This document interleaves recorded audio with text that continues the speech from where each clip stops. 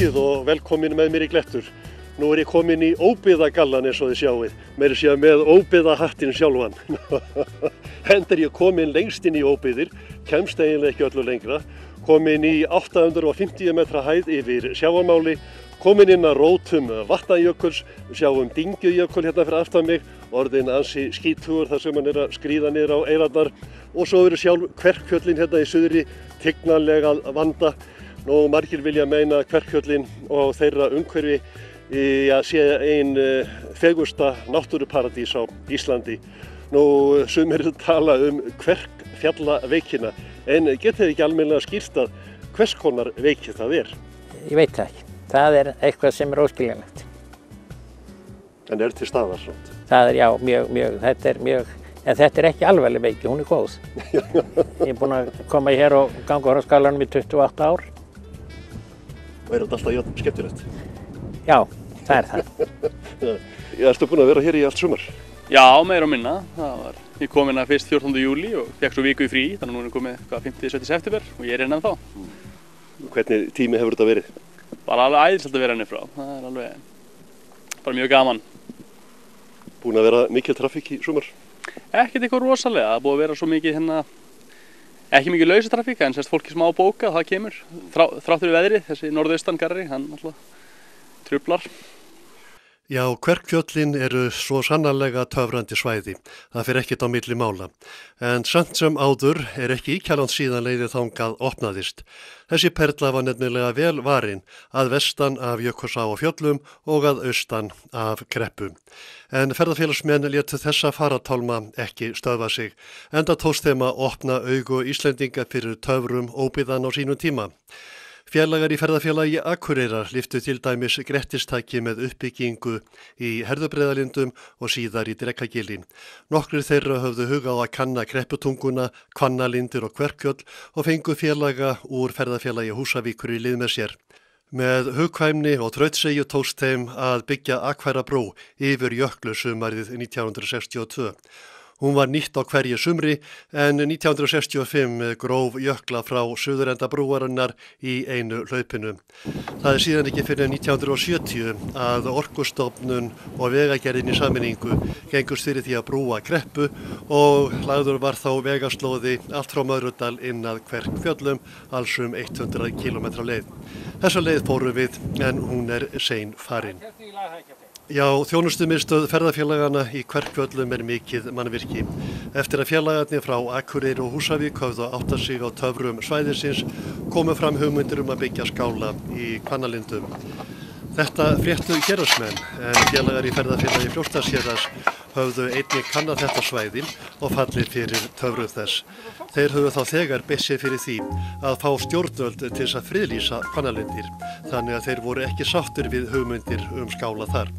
En héraðsmenn, húsvíkingar og vottfirðingar náðu saman og völdu stað fyrir skála vestan undir Virkisfelli í gamalli gígskál upp undir Jökulrönd. Skálinn var síðan reistur sumarið 1971 og lokið við hann 1972 og hann er kenndur við Sigurð Egilsson frá Laxamýri, forgöngumann í ferðamálum á Húsavík.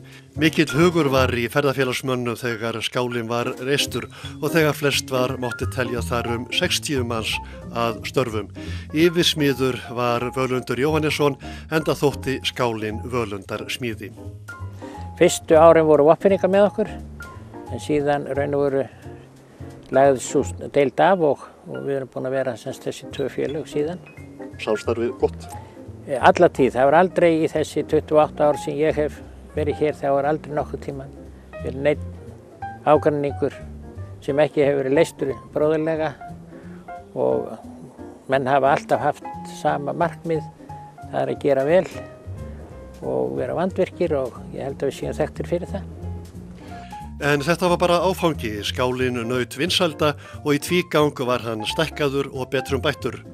Hann var farin að líkjast gömlu dómkirkjunni í Skálholti, það vantar bara turnin, sagði einn ferðafélagsfrömuðurinn þegar hann virti fyrir sér skálan krossbyggðan. En hvað ætli sé hægt að koma mörgum gestum þarna inn? Það eru pláss fyrir 78 manns inni hjá mér og svo tjaldstæði sem er óráðið, hversu margir komast á, það eru margir. Það var ekki nóg að koma bara upp skála. Í upphafinu voru erfiðleika með vatn, því jökulvatnið ekki gott til þvotta. Ferðafélagsmenn gáfu samt ekki upp. Það var borað eftir vatni og lagt í mikla vatnsveitu og fráveitukerfi með rotróm og öllu tilheyrandi að auki. Sigurðarskáli var vinsæll og reksturinn skilaði tekjum sem allar fóru í áframhaldandi uppbyggingu. Alltaf eru félagarnir til með að leggja hönd á plóginn fyrir ánægjuna eina að launum og margir þeirra eiga tól og tæki sem komið hafa að góðum notum við þessa uppbyggingu.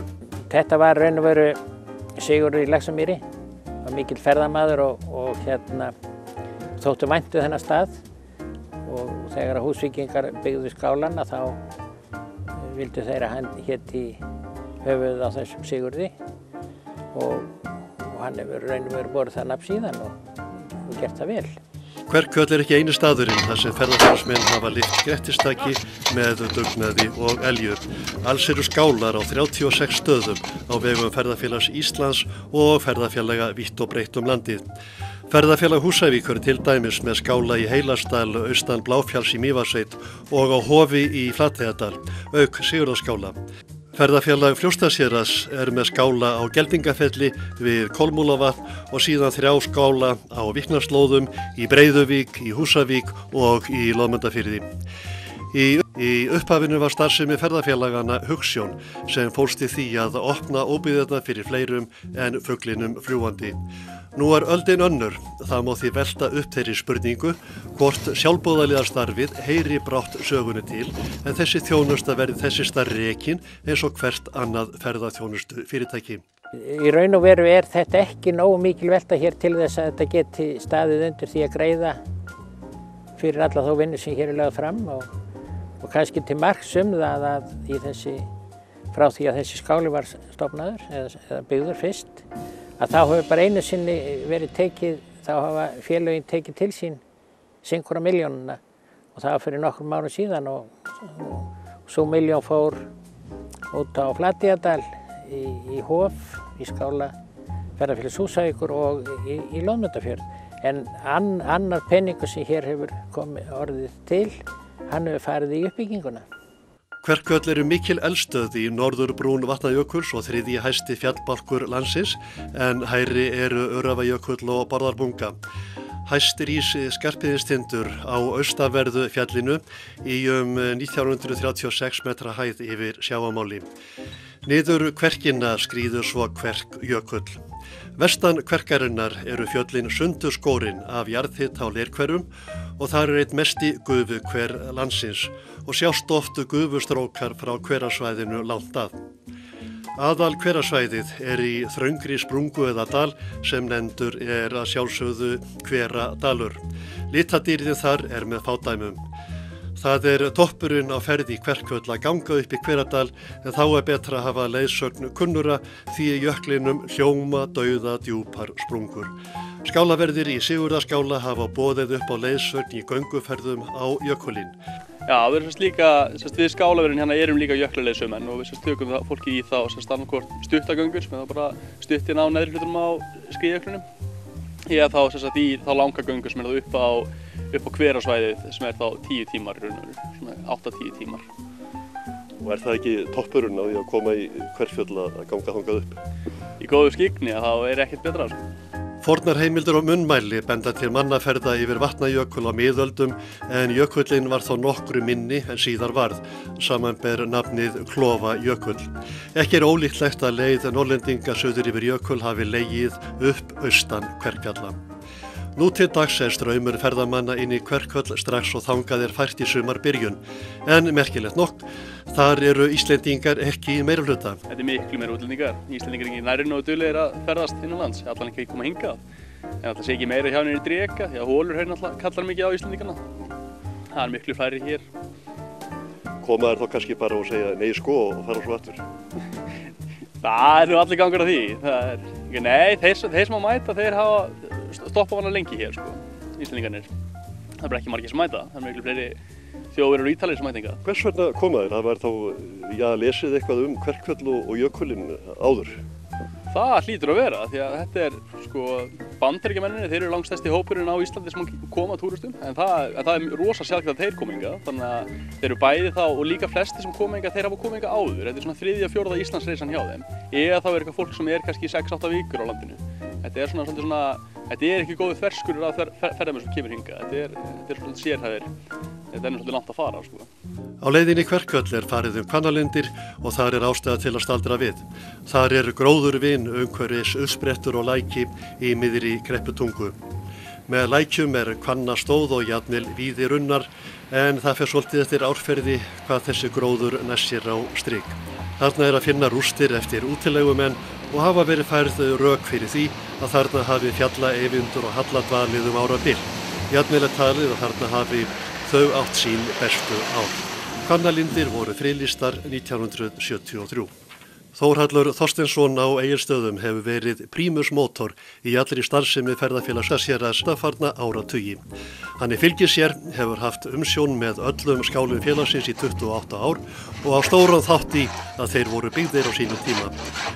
Verklagið hefur oftast verið þannig að efnað hefur verið í skálana á Egilsstöðum og jafnvel smíðaðar einingar í þá þar. Þar hefur Hermann Eiríksson frá Bót verið verkdrúgur og hér hann að smíða skálavarðahús sem flutt var í heilu lagi í Kverkfjöll.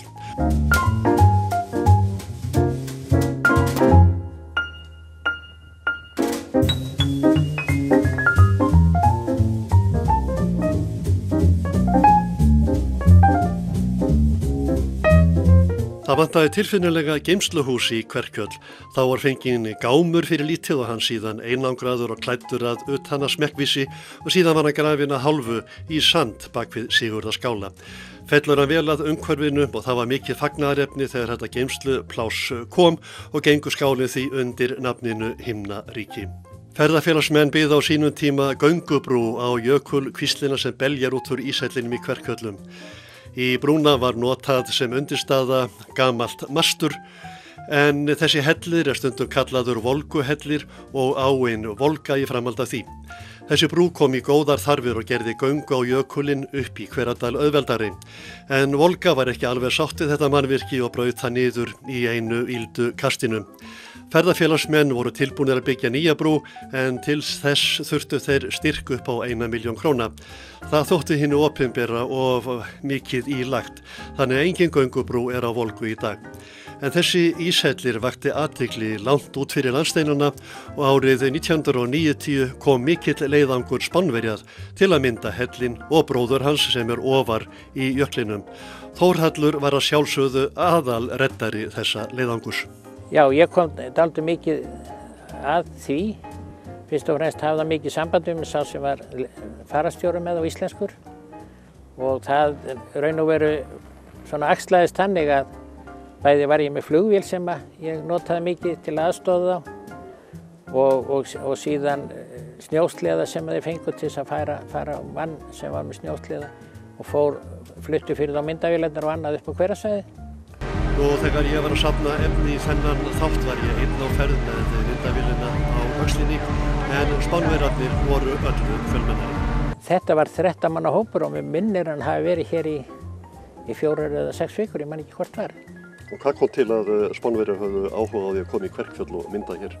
Þeir höfðu séð mynd sem að Svisslendingar tóku, sá að myndefni var mjög áhugavert en gert af annefnum og komi hér og vildu gera betur. Og tókst það? Ég held það var gaman að sjá myndina.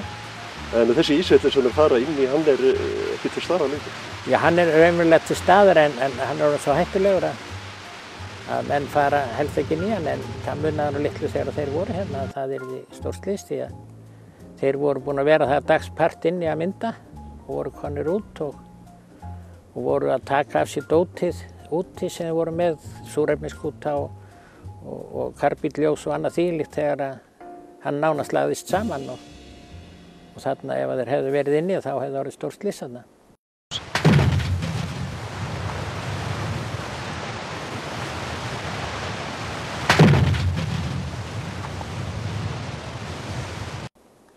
Þú varst mikið að fljúga fyrir þá og sækja vistir og annan búnað. Þjóðsagan segir þetta hafi aðalega verið viski, eitthvað til í því? Jú, ég held að það sé, ég fór aldrei svo fljúgandi í Egilsstað að öðruvísi ég þurfti ekki að keyra niður á Seyðisfjörð til þess að ná í Jack Daniel viski. Þeir eru þótt það gott. Það virtist vera hluti af hópnum, þessi ævintýramenn sem voru þarna, þeir hafa sittið og spjallað út í tjaldi og drukkið viski. Vatnajökulsþjóðgarður var stofnaður með lögum árið 2007. Sigurðarskáli og fleiri skálar ferðafélagana eru innan friðlands þjóðgarðsins. Markmiðin með stofnun þjóðgarðsins eru mikið til þau sömu og ferðafélagana. Þannig að ætla mætti að starfsemi þeirra og þjóðgarðsins fjalli vel saman. Önnur hefur orðið raunin á. Stjórnunar- og verndaráætlun er með mjög skýr markmið með það að þetta eigi að styrkja þá starfsemi sem fyrir og það eigi að vera með samvinnu. En þeir sem ráða ríkjum hafa kosið að gera ágreiningur flestum málum með þeim hætti að það er raunverulega ekkert samstarf. Hver tilgangurinn er held ég að sjá þessi best út í Dreka. Þeir slitu allt samstarf þar og síðan er farið í ríkið og fengið 20 milljóna til að byggja upp vegna þess að það sé ekki hægt að vinna með ferðafélögunum. Ég sé raunverulega ekki annað heldur en það sama sé að gera hér. Hér er komið með hálfónýtt hjólhýsi, öllu samstarfi slitið og ágreiningu gerður úr öllum málum og svo eru væntanlega beðið 50 til 80 milljónir til að byggja yfir 2 starfsmenn í 3 mánuði. Það var auðþekkt á ferðafélagsmönnum sem ég ræddi við að þeir eru ósáttur við hvernig þessi mál hafa þróast. Þeir benda á að þeir geti ekki veitt starfsmönnum garðsins aðbúnað og þjónustu fyrir ekki neitt. Öll þessi starfsemi kosti sitt og þeir verða borga sem njóti. Stjórnendur þjóðgarðsins gerir hins vegar ágreining út af litlum fjárhæðum sem leiðir síðan til enn meiri kostnaðar fyrir þjóðgarðinn. Þá verðist vera til nóga peningum þótt ekki sé hægt að borga ferðafélagunum.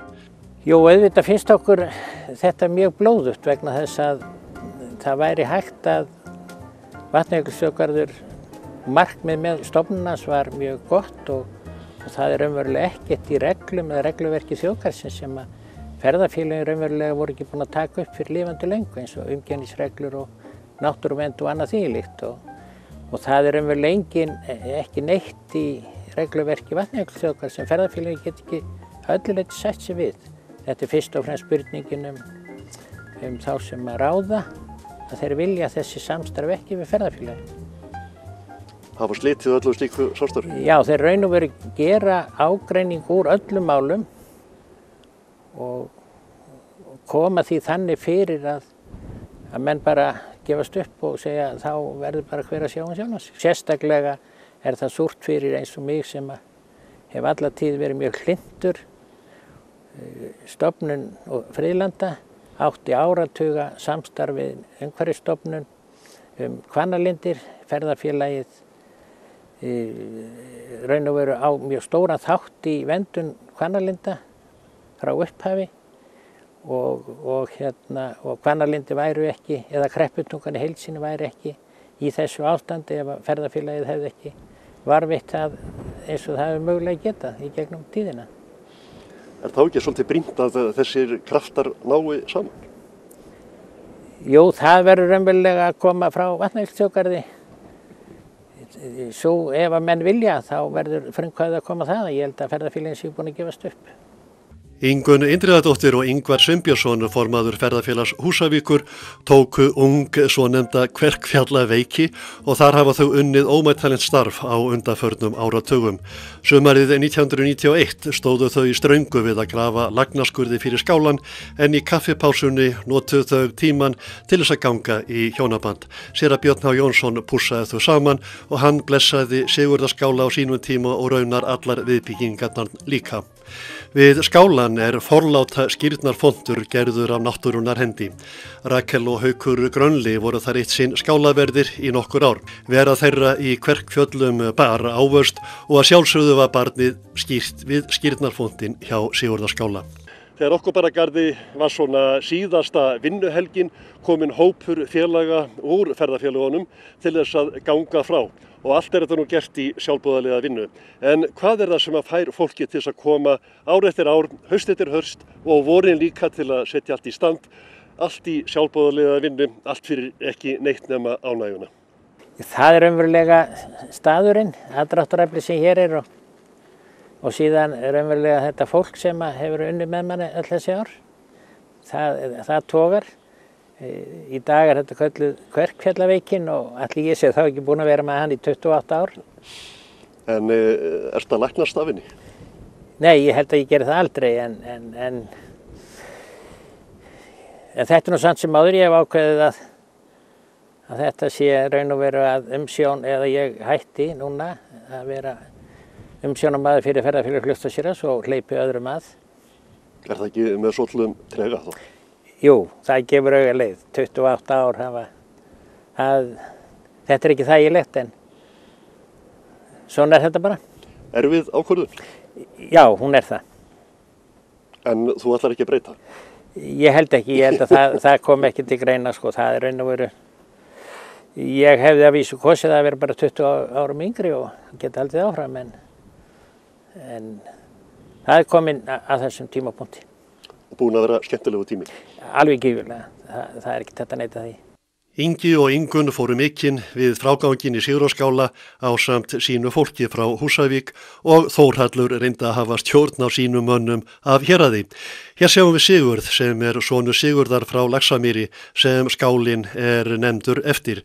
Hann reynir að komast í allar vinnuferðir í Kverkfjöll, líkt og Dagbjartur Sigtryggsson sem alltaf var að. Hjá honum verður ekkert sumar ef hann kemst ekki vorferð í Kverkfjöll og hann þarf líka að komast í haustferðina til að átta sig á að vetur skammt undan. Nú Ingunn stjórnaði í eldhúsinu en karlarnir hvísluðu því að mér að konurnar fengi nú að fljóta með til að vinnuhestarnir yrðu ekki hungurmorða. En konurnar létu sitt ekki eftir liggja engu að síður og eftir annarsaman dag var slegið upp veislu og þá dugir ekkert minna en nokkur læri af íslenskum lömbum, helst þingeiskum. Svolítið sérstakt að hitta lögregluþjóna hér inn á Öræfum innundir Vatnajökli. Já, hvað eru þau eiginlega þælastir? Við erum núna bara að sinna almenni löggæslu á þessu svæði sem er svona eftir þessi eldsumbrot í vetur. Þetta svona eftirstöðvar af því að sinna þessum ferðamönnum sem að koma til dæmis í Hólahraun og á þetta svæði núna. Og þetta alltaf innan þjóðgarðs á því svæði og þetta svona samvinnuverkefni almannavarna og þjóðgarðsins að sinna þessu þetta fyrsta sumar eftir gos. Og hvernig að vera tekinn svona úr löggæslu á Húsavík og lenda svo bara inn á Öræfum með aðsettur þar? Þetta gjörólíkt, en þetta nærir okkur, þetta er allt aðra aðstæður en við erum að læra okkur sjálfa og tækjun okkar og náttúruna og þetta er bara gaman. Og hafið þið þurft að hafa afskiptafólki? Við höfum bæði þessi gengi sem að vera að koma hér í sumar, það er skipt á 5 daga fresti og já, það er bæði búið að þurfa að sinna utanvegaakstri og það eru mál sem hægt þá að afgreiða á staðnum sem að áður var hálfgerður eltingarleikur að reyna að hafa upp á fólki sem að kannski braut af sér hérna, hélt svo sína leið og síðan þurftur við vel að hafa upp á því annars staðar á landinu en þetta eru mál sem hægt að klára bara á staðnum og svo náttúrulega viðbótar erum við nær hérna þessum aðstoðarbeiðnum sem að við og Landsbjörg sinnum líka. Það hefur þurft að bjarga til dæmis bílum upp úr ám?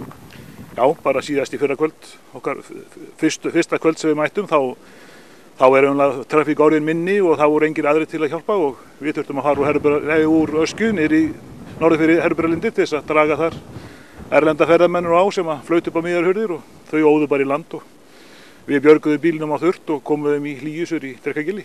Vaskir menn. Vaskir menn.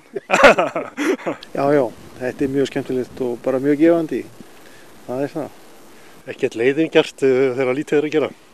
Nei, það er það ekki. Umhverfið er náttúrulega stórbrotið og þannig að ég get ekki sagt það. Þetta er aldrei leiðilegt.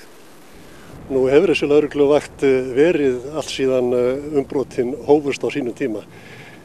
Er kannski þessi reynsla búin að sýna fram á þetta síðan nauðsynlegt að hér verði lögreglustöð til framtíðar? Já, ég vona það.